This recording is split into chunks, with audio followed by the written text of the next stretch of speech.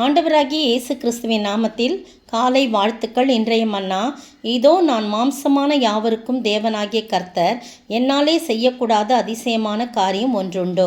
எரேமியா 32 வசனம் 27. நேற்றைய தினத்திலே பார்த்தது ஒன்றுமில்லை, அதிசயமான உம்மாலே செய்யக்கூடாத அதிசயமான காரியம் ஒன்றுமில்லைன்னு எரேமியா தீர்க்கதரிசி ஆண்டவரை நோக்கி விண்ணப்பம் பண்ணுறாரு. அவருடைய நாமத்தை மகிமைப்படுத்தி வாக்கு தத்தத்தை சொல்லி ஜெபிக்கிறார். இங்கே கர்த்தருடைய வார்த்தை எரேமியாவுக்கு உண்டாகி அதுக்கு பதில் பாருங்க. அவர் ஒன்றுமில்லைன்னு சொல்கிறார், அதிசயமான காரியம் ஒன்றுமே இல்லை, எல்லாமே அவரால் முடியும் அப்படின்னு சொல்கிறாரு. இங்கே ஆண்டவர் கேட்குறாரு, ஒரு கேள்வி கேட்குறார். இதோ நான் மாம்சமான யாவருக்கும் தேவனாய் கர்த்தர், என்னாலே செய்யக்கூடாத அதிசயமான காரியம் ஒன்றுண்டோ அப்படின்னு சொல்கிறார். இது ஒரு கோபத்தின் வார்த்தையாக கூட இருக்குது.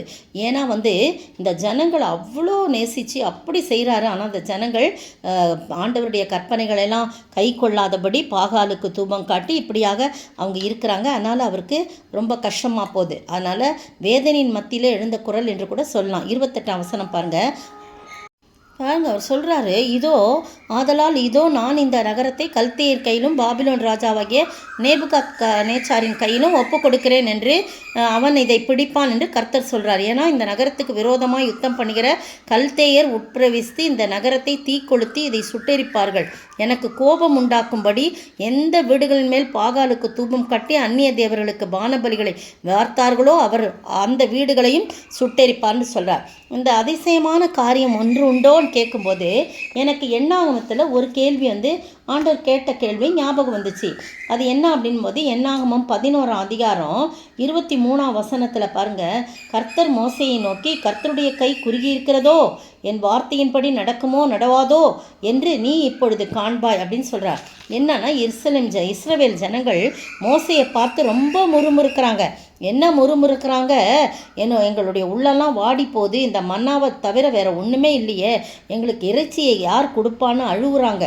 நாங்கள் எகிப்தில் பணம் இல்லாமல் ஒன்றுமே இல்லாமல் சாப்பிட்ட மச்சங்கள், வெள்ளரிக்காய், கொம்மட்டிக்காய், கீரைகள், வெங்காயம், வெள்ளைப்பூண்டு அதெல்லாம் நினைக்கிறோம். நீங்கள் வரும் இந்த மன்னாவை கொடுக்குறீங்க, எங்களுக்கு அது வெறுப்பாக இருக்குது அப்படின்னு சொல்லி அவங்க ரொம்ப முறுமுறுத்து அழுகுறாங்க. யார் இறைச்சியை கொடுப்பான்னு.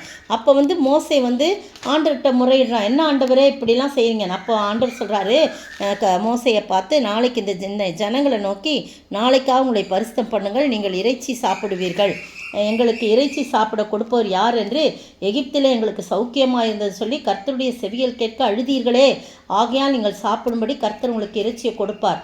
நீங்கள் 1 நாள் 2 நாள் 5 நாள் 10 நாள் 20 நாள் மாத்திரமல்ல, 1 மாதம் வரைக்கும் புசிப்பீர்கள். அதில் உங்கள் மூக்காலை புறப்பட்டு உங்களுக்கு தெவிட்டி போக மட்டும் புசிப்பீர்கள்.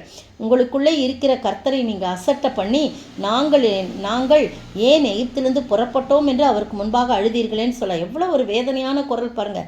ஜீவனுள்ள தேவன், அவர் எவ்வளவு அதிசயமானவர். அதையெல்லாம் மறந்து அவங்க எகிப்தையே நோக்கி பார்க்குறாங்க. நம்ம கூட அநேக வேளை விட்டு வந்த பாவங்களை அநேக நேரம் நினச்சி, ஐயோ நல்லா அந்த பலம் நல்லா தானே இருந்தோம், இப்போ ஆண்டவரை தேடும்போது தான் கஷ்டம் வருது அப்படின்னு சில வேளையில் சில நினைப்பாங்க. அப்படி கிடையாது பிரியமானவர்களே. ஆண்டவரை மட்டும் உறுதியாய் பற்றி கொள்வது. பிரச்சனைகள் வரும், பலவிதமான துன்பங்கள் வரும், ஆனால் அதன் மத்தியில் ஒரு சமாதானமாக இருக்கும். சமாதானம் கிடைக்கும். எகிப்தில் அவங்க சமாதானமாக இருந்தாங்க. ஆனால் அதையெல்லாம் நினச்சி பார்க்காம நாங்கள் கொம்மட்டி காய்களையும் வெள்ளரிக்காய்களையும் வெங்காயத்தையும் வெள்ளைப்புண்ணையும் சாப்பிட்டோன்னு சொல்கிறோம். அவங்க எவ்வளோ கடினமான வேலை செஞ்சாங்க. இப்படி ஜாலியாக புரட்டு வராங்க பாருங்கள். காணான சுதந்திரம் அதெல்லாம் அவங்களுக்கு அந்த எண்ணமெல்லாம் இல்லை.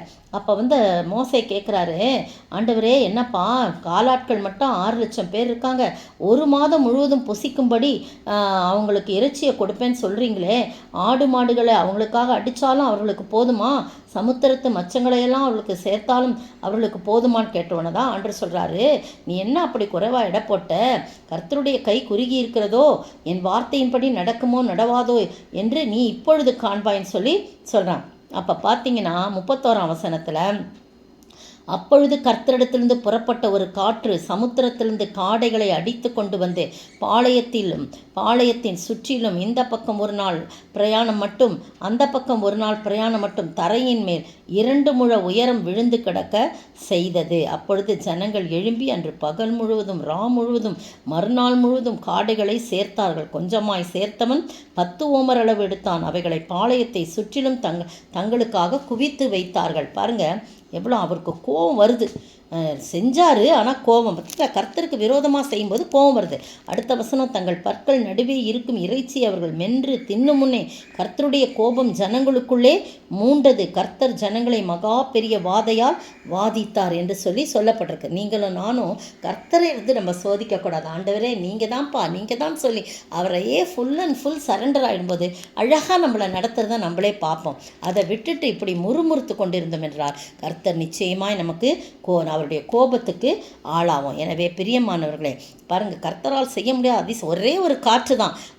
மெதுவாக பாருங்கள், காடையை மட்டும் எடுத்துட்டு, காடை மட்டும் தான் உயிரோட கொண்டு வர முடியும். மீனெல்லாம் கொண்டு தான் நாரி போயிருக்கும். அப்படியே பிரித்து எடுத்து காடைகளை மட்டும் அவ்வளோ கொடுத்தார். அதனால் அவரால் செய்ய முடியாத அதிசயமான காரியம் ஒன்றுண்டோ என்று கேட்கிறார். இந்த வேளையிலே ஒன்றும் இல்லை ஆண்டவரே, உங்களால் எல்லாமே முடியும்னு சொல்லி அவரிடத்தில் நம்மை அர்ப்பணிப்போமா? ஜெபிப்போம்.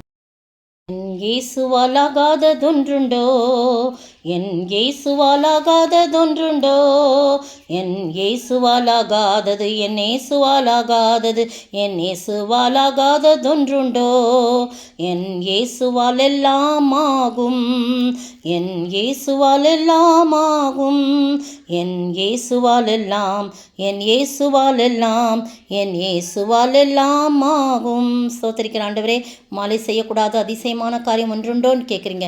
மாலை எல்லாம் ஆகும் ஆண்டவரே. அப்படிப்பட்ட அதிசயமான தேவனை நாங்கள் தெய்வமாக கொண்டிருக்கிறோம். உம்மை கோபம் மூட்டாமல் உமக்கு பிரியமாய் வாழ்ந்து அதன் மூலம் அதிசயங்களை பெற்றுக்கொள்ள நீர் உதவி செய்ய வேண்டும் என்று கர்த்தரும் மீட்பரும் ராஜாவுமாக இயேசு கிறிஸ்துவின் விலையேறப்பட்ட நாமத்தில் ஜெபிக்கிறேன் பிதாவே, ஆமேன். நேற்றைய பதில், பொந்து தேசத்தானாகிய ஆக்கில்லா என்னும் நாமமுள்ள ஒரு யூதன், அவன் மனைவியாகிய பிரிஸ்கில்லாள் கூடாரம் பண்ணுகிற தொழிலாளிகளாய் இருந்தார்கள். பவுலும் அந்த தொழில் செய்கிறவன் ஆனபடியால் அவர்களிடத்தில் தங்கி வேலை செய்து கொண்டு வந்தான். அப்போஸ்தலர் 18:2-3. இன்றைய கேள்வி, யார் தன் வீட்டார் அனைவரோடும் என்ன செய்தார்கள்? யார் தன் வீட்டார் அனைவரோடும் என்ன செய்தார்கள்?